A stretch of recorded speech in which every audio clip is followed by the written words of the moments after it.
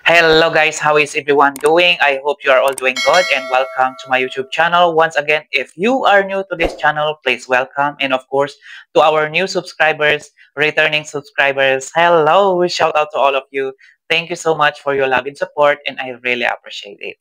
Yeah, so for today's video, mag-tutorial na naman tayo at syempre ang tutorial natin for today's video ay ituturo ko sa inyo kung paano tayo magpalit ng pangalan sa Facebook ngayong 2025 gamit ang mobile phone. Ayan. So, kung interesado kayo dito, samahan niyo ulit ako dito at ituturo ko sa inyo one by one.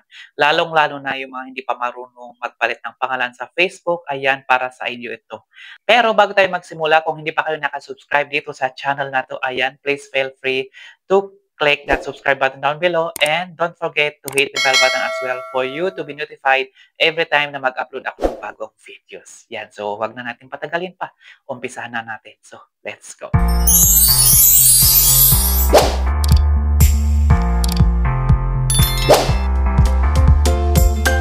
Ayan. So, nandito na tayo sa ating phone screen. So, click natin itong Facebook app. Click natin yan. Yan, tapos hanapin natin yung menu. Ayan, so click natin tong tatlong guhit. Nandito na tayo sa ating menu. Click natin tong tatlong guhit.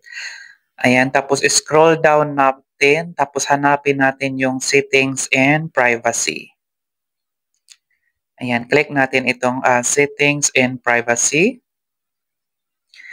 Ngayon, i-click natin itong settings. Click natin yan. Ayan, so nandito na tayo dito. Sabi niya dito, now in an account center to make it easier to control, experience and info across meta technologies like Facebook and Instagram, you can now manage your account settings in account center. Okay, so okay na natin. Ayan, so click natin itong meta. Ayan, nandito na tayo sa meta. Sabi niya account center. So i-click natin itong account center. Ayan, so nandito na tayo sa ating account center. So pipili tayo ng profile na papalitan natin ng pangalan. So click natin yung profile.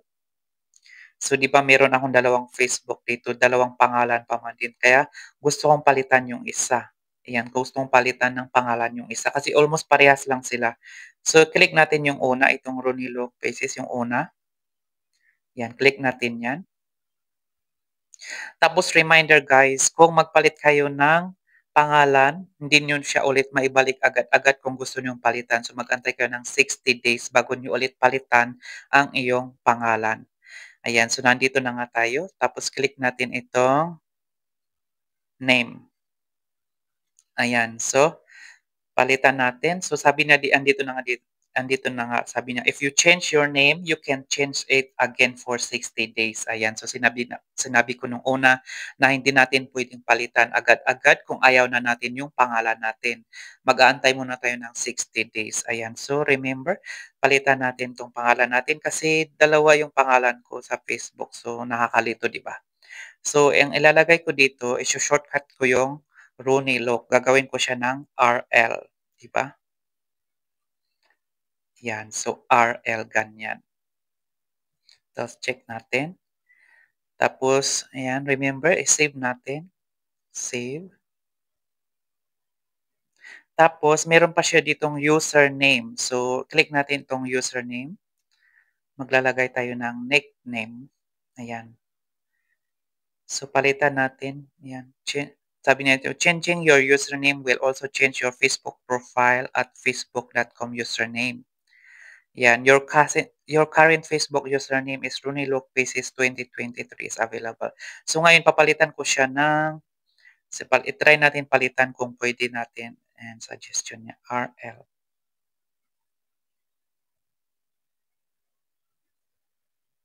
Okay. Try natin ito kung pwede. RL 2025. Oops, hindi pwede. Okay. And that, lagyan na natin ng that. Yan. Oops. Username is not available. Your current Facebook username, Rooney Look, is available. No, palitan natin. Okay, so try natin. Ayan.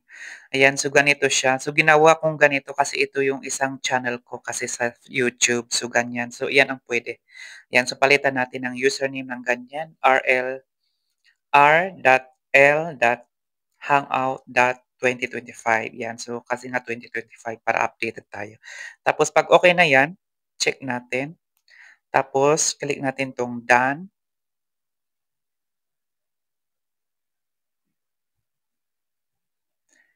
Ayan. So meron na tayong Facebook new name. Ayan. So pangalan natin.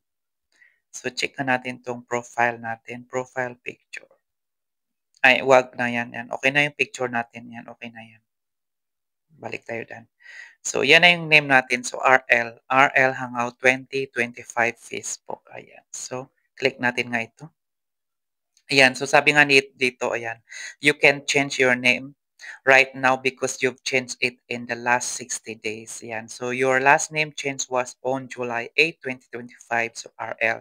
So hindi nga natin pwedeng palitan ulit yung pangalan natin yan, agad-agad. Yan, so kailangan muna natin mag-antay ng 60 days. Ayan, so ganyan ang style niya. So ganyan ang pagpalit ng pangalan sa Facebook ngayong 2025 gamit ang mobile phone. Ayan, so meron na tayo.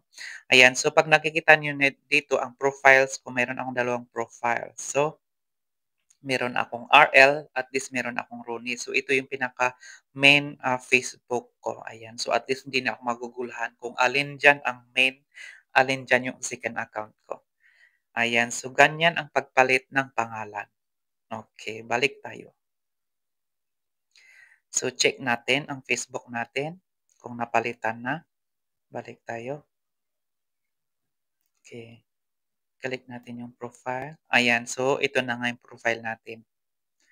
Ayan, so napalitan na yung name natin, RL.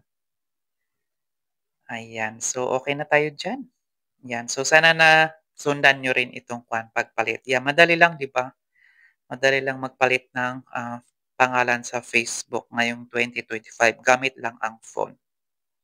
Okay, so thanks for watching, guys. So that's our tutorial for today. So sana may natutunan kayo dito kung paano natin magpalit ng pangalan dito sa Facebook ngayong 2025 gamit ang mobile phone. Ayan, so sana nakatulong ito sa inyo, lalong-lalo na yung mga baguhan pa lang na hindi marunong magpalit ng pangalan sa Facebook. So sana nakatulong itong tutorial na ito at syempre kung nakatulong itong tutorial na ito sa inyo, ayan, please don't forget to share, like, comment, and subscribe, and we'll see you again on my next video. Stay safe. God bless to all. And bye for now.